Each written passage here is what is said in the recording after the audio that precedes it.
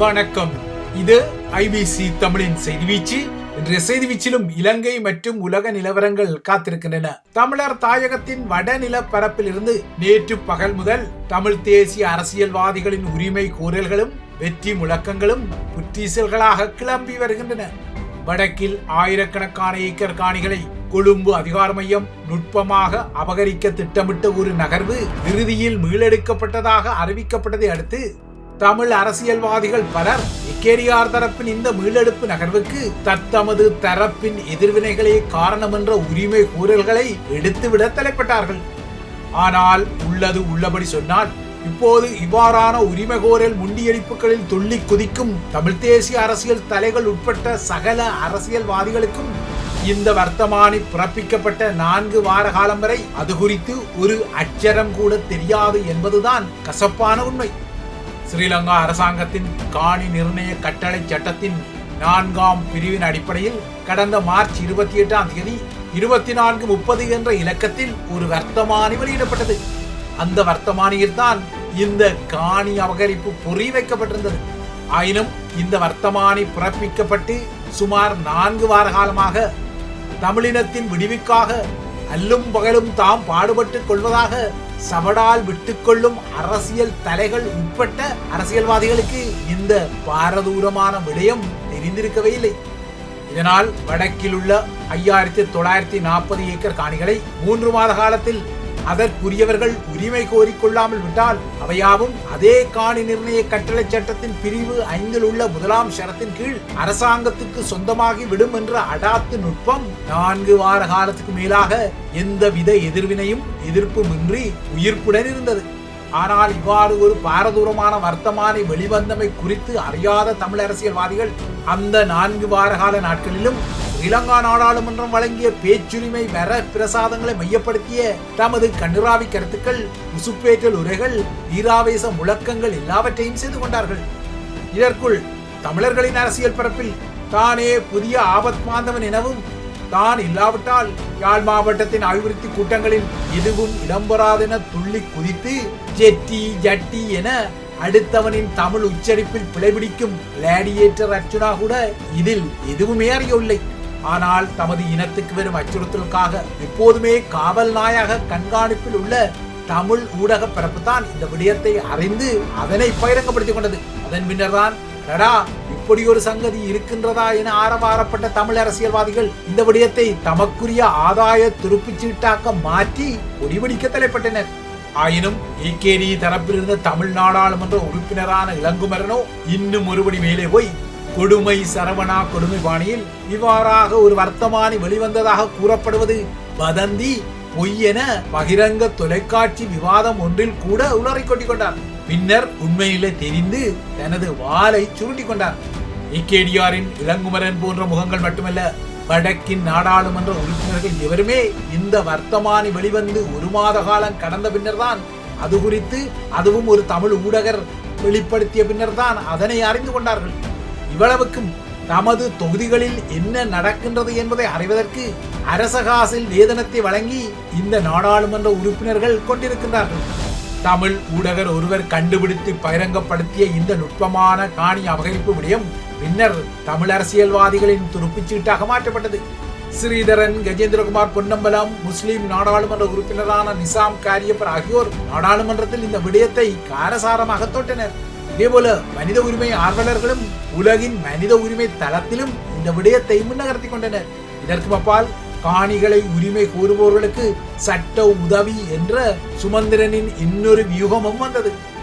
இது எவ்வாறோ 1 மாத காலம் கடந்த பின்னராவது தமிழ் அரசியல்வாதிகள் உட்பட்ட தமிழ் தேசிய அரசியல் பரப்பின் எதிர்வினை காரணமாக ஏகேடிஆர் அரசாங்கத்தின் இந்த சர்ச்சைக்குரிய வர்த்தமானி நேற்று மீளெடுக்கப்பட்டதாக அறிவிக்கப்பட்டது. இப்போது வர்த்தமானியின் மீளெடுப்பு குறித்து ஸ்ரீலங்காவின் முதன்மை தலைவர் ஏகேடிஆருக்கு நன்றி தெரிவித்து சுமந்திரன் போன்றவர்களின் முண்டியடிப்பு கடிதங்களையும் அனுப்பிவிட்டனர். இந்த காணி அபகரிப்பு வர்த்தமானி நேற்று மீளெடுக்கப்பட்ட போதிலும் நேற்று முன்தினம் கூட இந்த விடயத்தையும் கிழக்கின் உகந்த முருகன் குன்றில் புத்தர் குந்தியிருத்த விடயத்தையும் தொட்ட செய்தி வீச்சு சுமந்திரன் நடத்தும் காணி மீட்பு சட்ட போராட்டத்தை விட இந்த வர்த்தமானி முற்றாக மீளெடுக்கப்பட வேண்டும் என்ற செய்தியை அழுத்தமாக குறிப்பிட்டிருந்ததும் இங்கு சுட்டிக்காட்டப்பட வேண்டிய ஒரு விடயம். ஏனென்றால் இந்த நுட்பமான அபகரிப்புரிய வர்த்தமானி அறிவித்தல் நடைமுறையில் இருந்தால் என்னதான் சட்டவாளர்கள் மற்றும் சட்டத்துறை கற்கை மாணவர்களின் பங்களிப்புடன் சுமந்திரன் இந்த காணிகளை உரியவர்களிடம் வழங்கும் சட்ட ஆலோசனை முகாம்களை நடத்தி கொண்டாலும் 3 மாத காலத்துக்கு பின்னர் இந்த காணிகள் அரச உடைமைகளாக செல்லும் ஆபத்து துரத்தியே வந்தது. சுமந்திரனை பொறுத்தவரை இந்த விடயத்தை ஒரு துருப்புச் சீட்டாக்கி அடுத்த வருடம் இடம்பெறவுள்ள மாகாண சபை தேர்தல் ஊடாக தேன்ஜாடிக்குள் கைவிட்டு மற்றவர்களுக்கு தேனை பகிர்வதாக கூறுபவர் தனது புறங்கையில் உள்ள தேனை சுவைக்க ஆவல் படுவதோடு இந்த விடயத்தில் அடுத்த வருடம் இடம்பெறக்கூடிய மாகாண சபை தேர்தலில் தனக்குரிய முதலமைச்சர் இருக்கை இலக்கு புறங்கை சுவைப்புக்கும் சுமந்திரன் தனியாக ஒரு திட்டத்தை போட்டமை வெளிப்படையானது. அந்த வகையில் ஏகேடிஆர் தரப்பின் இந்த மீளெடுப்பு நகர்வு இருகோடுகள் தத்துவம் போல சில தமிழ் அரசியல்வாதிகளின் இலக்குகளுக்கு எதிரான இன்னொரு கோட்டை இப்போது கீறிக்கொள்ள முனைந்தாலும் இந்த வர்த்தமானி ஏற்படுத்திய அதிர்வுகளால் கடந்த உள்ளூராட்சி தேர்தலில் வடக்கில் தாம் கடுமையாக அடிவாங்கி கொண்டோம் என்ற காலங்கடந்த ஒரு பாடத்தையும் ஏகேடிஆர் தரப்பு பெற்றிருப்பதாக தெரிகிறது. இதனால் தான் உள்ளூராட்சி தேர்தல் வெற்றி குதிரை வடக்கில் தமது இலாயத்தில் இருந்து ஓடிய பின்னர் இந்த இலாயத்தை இந்த வர்த்தமானி மீளெடுப்பு நகர்வின் ஊடாக மூட தலைப்படுகின்றது ஏகேடிஆர் தரப்பு. ஆனால் ஏகேடிஆர் தரப்பை பொறுத்தவரை இவ்வாறான நகர்வுகள் தமிழர்களுக்கு தமது அரசாங்கம் ஆதரவாக நடப்பதான ஒரு தோற்றப்பாட்டை தென்னிலங்கையில் உருவாக்கி கொள்வதையும் உணராமல் இல்லை.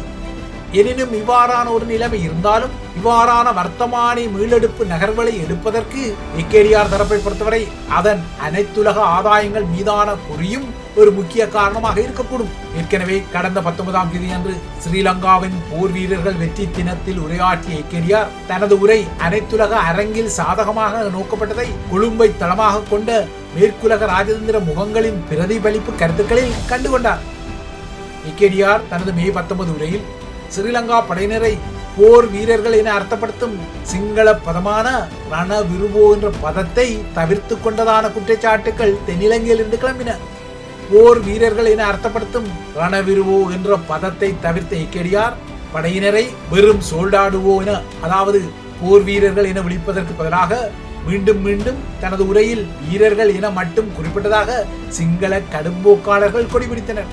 தமிழர்களை வென்ற போரை நடத்திய தமது வீரியோ சூரியோ போர் வீரர்களை போர் வீரர்கள் என்று அர்த்தப்படுத்தலுக்குரிய ரணவிருவோ என்ற சிங்கள பதத்தால் அழைக்காமல் ஏகேடிஆர் அவமதித்து விட்டதாக துள்ளி குதி உதய கம்மன்பில விமல் வீரவன்ச வகையரா தொகைராக்கள் மீண்டும் ஒருமுறை புலம்பெயர் தமிழர்களின் அழுத்தம் காரணமாகவே ஏகேடிஆர் ஆரம்பத்தில் போர் வீரர் வெற்றி நாள் நினைவு நிகழ்வில் கலந்து கொள்ளாமல் இருந்ததாகவும், ஆயினும் இறுதியில் தென்னிலங்கையில் ஏற்பட்ட அழுத்தங்களால் இறுதியில் அந்த நிகழ்வில் அவர் பங்கெடுத்ததாகவும் குறிப்பிட்டுக் கொண்டனர்.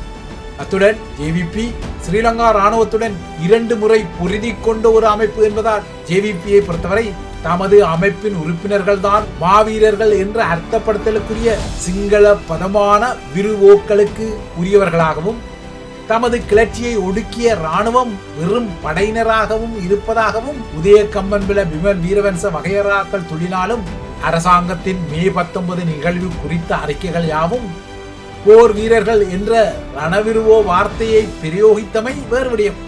ஏகேடிஆர் தரப்பை பொறுத்தவரை அது தந்திரோபாயமாக நகர தலைப்படுவது தெரிகின்றது. தென்னிலங்கையின் இவ்வாறான தந்திரோபாய நகர்வுகளுக்கு அப்பால் தமிழர் தாயக பகுதிகள் உட்பட்ட இலங்கையின் உள்ளூராட்சி மன்றங்களின் முதலாவது அமர்வு எதிர்வரும் திங்களன்று இடம்பெற வேண்டும் என்ற நியதியின் அடிப்படையில் உள் ஊர் ஆட்சிகளின் அதிகாரத்தை மையப்படுத்திய வியூகங்கள் தீவிரப்படுகின்றன. அந்த வகையில் தமிழர் பகுதிகளில் உள்ள உள்ளூராட்சி மன்றங்களில் அதிக ஆசனங்களை பெற்ற தமிழ் தேசிய கட்சிகளுக்கு ஆதரவளிக்கும் விடயத்தில் கஜேந்திரகுமார் அணியும் ஜனநாயக தமிழ் தேசிய கூட்டமைப்பு அணியும் ஒரு புரிந்துணர்வுக்கு வந்திருப்பதாக தெரிகின்றது. இதேபோல திருமலை மாவட்டத்தில் மூதூர் மற்றும் குச்சவெளி பிரதேச சபைகளின் பதவிகளை பகிர்ந்து கொள்வதில் தமிழ் முஸ்லிம் தரப்புகளுக்கு இடையேயும் ஒரு டீல் வந்துள்ளதாக தெரிகின்றது. தமிழரசு கட்சியின் திருமலை மாவட்ட நாடாளுமன்ற உறுப்பினர் குகதாசனும் முஸ்லிம் காங்கிரஸ் நாடாளுமன்ற உறுப்பினர் தௌஃபீக்கும் சேர்ந்து இந்த டீலை முடித்துக் கொண்டாலும் இந்த கனவான் டீல் கருணா தரப்பால் கடுமையாக விமர்சிக்கப்படுவது வேறு விடயம். ஆக மொத்தம் உள்ளூராட்சி சபைகளின் முதலாவது அமர்வான ஜூன் 2ஆம் தேதி என்ற நாளை முன்னிறுத்திய உள் ஊர் ஆட்சி அரசியல் பொது வடக்கு தெற்காக கடுமையாக அதிரத்தான் செய்கின்றது. இவை இலங்கை விடயங்கள். புலம்பெயர் நிலவரங்களை நீக்கிக் கொண்டால் தமிழர்களின் முள்ளிவாய்க்கால் பேரழிவு உட்பட அவர்கள் மீதான இனப்படுகொலைக்கு ஒரு சாட்சியமாக கனடாவின் பிரண்டன் நகரில் கடந்த சில நாட்களுக்கு முன்னர் திறந்து வைக்கப்பட்ட நினைவு சின்னம் சேதப்படுத்தப்பட்டதான தகவல்கள் நேற்று இரவிலிருந்தே தமிழ் சமூக ஊடக பரப்பில் தீவிரமாக பரவியிருந்தன.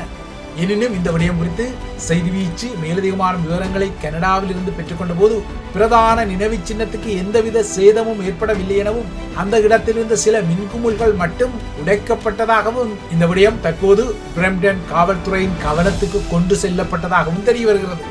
அடுத்து உலக நிலவரங்களை நோக்கி கொண்டால் அமெரிக்காவுக்கு செல்லும் நோக்குடன் வெளிநாடுகளில் இருக்கும் குடிமக்கள் தமது சமூக ஊடக கணக்குகளில் அமெரிக்காவை விமர்சித்து கருத்துக்கள் வெளியிட்டிருந்தால் அவ்வாறானவர்களுக்கு இனிமேல் அமெரிக்காவுக்கு செல்லும் நுழைவிசைவு அதாவது விசா வழங்கப்பட மாட்டாது என்ற நிலைப்பாட்டை ட்ரம்ப் நிர்வாகம் எடுத்துள்ளது.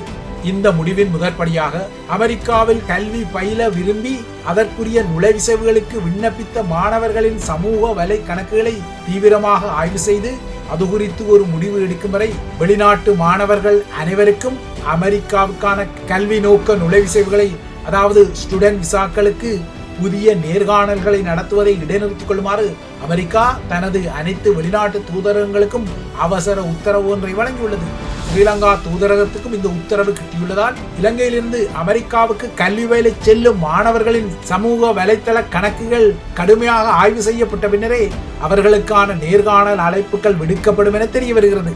மாணவர்கள் மற்றும் வணிக விசாக்களுக்கான சமூக ஊடக சரிபார்ப்பு நகர்வு முடியும் வரை இந்த விசா இடைநிறுத்தம் நீடிக்கும் என வெளியுறவு அமைச்சர் மார்க்கோ ரூபியோ குறிப்பிடுகிறார். இதற்கிடையே தற்போது அமெரிக்காவில் கற்கை நெறி விசாவில் தங்கியுள்ள மாணவர்கள் தமது கற்கை நெறிக்கான வகுப்புகளை தவிர்ப்பது குறித்தும் புதிய எச்சரிக்கையை அமெரிக்கா விடுத்துள்ளது.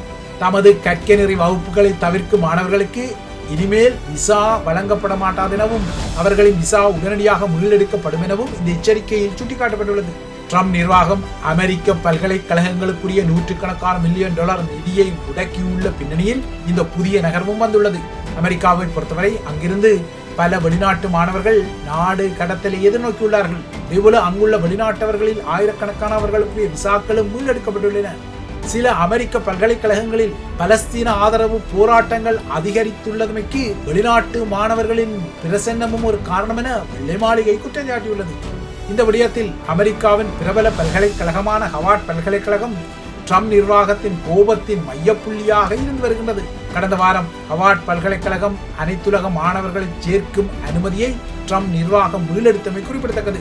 இதேபோல டொனால்ட் ட்ரம்ப் தான் எதிர்பார்த்தது போலவே ஐரோப்பிய ஒன்றியத்தை மிரட்டிய பலனை 3 நாட்களில் பெற்றுள்ளார்.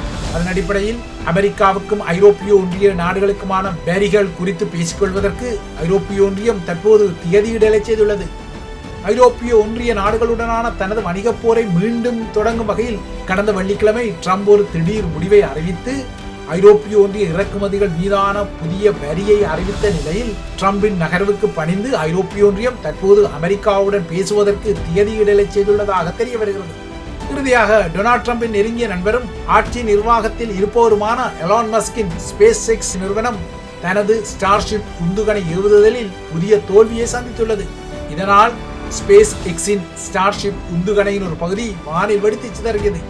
நேற்று உள்ளூர் நேரப்படி மாலை 6:36க்கு டெக்சாஸில் உள்ள ஸ்பேஸ் எக்ஸின் ஸ்டார் பேஸ் தளத்திலிருந்து இந்த உந்துகணை ஏவப்பட்ட போது அதன் ஒரு பகுதி வெடித்ததால் பல விமானங்கள் அவசரமாக திசை திருப்பப்பட வேண்டிய நிலை ஏற்பட்டமையும் குறிப்பிடத்தக்கது. இவைதான் ஐபிசி தமிழின் செய்தி வீச்சு. தொடர்ந்தும் ஐபிசி தமிழுடன் இணைந்திருங்கள்.